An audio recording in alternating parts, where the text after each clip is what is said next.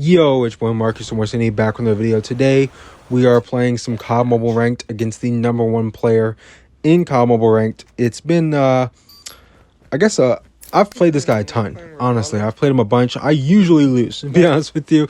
He beats me most of the time. I've beat him a few times, but this is one of them. Actually, we played him in the following game after this, and we get smoked off the map. They started out hot, and then they got specialists early, and then they just ran our shit with specialists.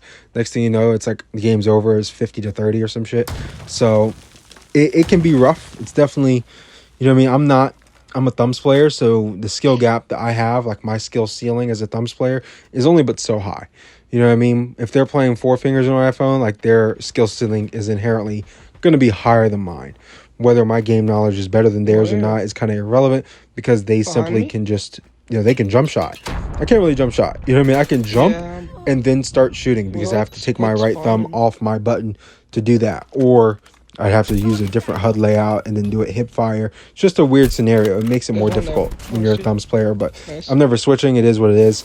I actually held my own in this game and the one we lost, so it doesn't matter. I did my part. It is what it is.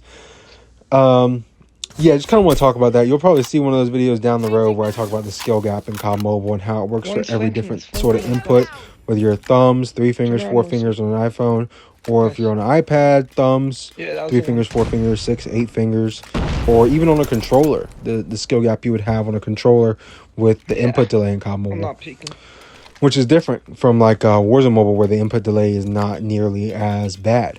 That game's actually more so made for controllers on iPhones or iPads.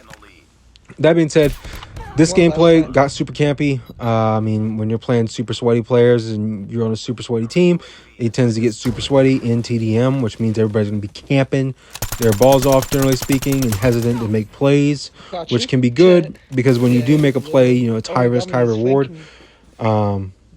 Because, you can make the play, and the next thing you know, you open up the map for everybody. Spawns are flipping. It's getting more chaotic. The other team's, stiff. They're not moving, so it kind of works out in that way. That being said, in this game specifically, man, the specialists, I really wish they would nerf Equalizer. It's been a while since this gun, or the Equalizer's been insane. Yeah, he got me. You earn it too fast, and it's really, really good, so it can stay really, really good, but you need to earn it a lot slower. You know what I mean? You can't be getting 3 equalizers a game. You know what I mean? It should be like 2 max if they're going to keep it this broken. So, I feel like, I don't know. It's just a little bit too strong for my liking. That being said, I would also like to see a buff to a lot of the specialists that don't necessarily kill people. Like, I'm using TAC 5 in this game as a mistake, because TAC 5 is just... It needs to be reworked to where it's like it was in BO4, where it gives you points towards your streaks. In this game, it doesn't do that. It just gives you the 50 HP for every person. So right there, I would have got 50 HP to all of my teammates and myself. And then on top of that, 25 points per person that I healed towards my streaks. So if I was 1 kill off a UAV, I would be able to get my UAV by popping the TAC 5. If you think that's OP, you're wrong. That's just not. It's not OP. It's just kind of a added benefit to make an already kind of weak specialist just a little bit more usable. That being said, with this game, I also feel like, it got campy. It is what it is. I feel like we were kind of holding a lot of the map pressure and then holding a lot of good angles from my point of view and just how I played. You know what I mean? I knew that when I was kind of getting put in a blender, here I am. I'm just posted up now.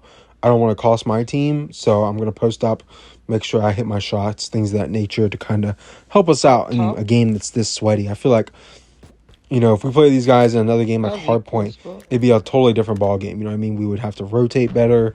You know what I mean? There'd be a lot more things impacted. So that's just my thoughts on this gameplay and how we sort of performed. I got a lot of things coming up in future videos, got a lot of Warzone Mobile to COD Mobile comparisons I want to talk about. I know a lot of people don't enjoy Warzone Mobile, but it is kind of the direct competitor to COD Mobile, because it's like literally Call of Duty on a phone, and there's only 2 COD games on the phone, so it is kind of the direct competitor, and both games are still in their life cycle, so got a lot to talk about with how these games are sort of being run. What's the future of these games, the future of COD Mobile, and specialists, and a lot of topics that I have, so you'll see in that coming in the future. We won this game 50-43. Actually did my part and got me like 10 kills. Yeah, shout out my teammates, Rogo and Toxic.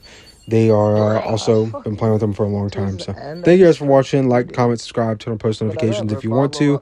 It's been your boy Marcus Morcini. I'm out of here. Peace.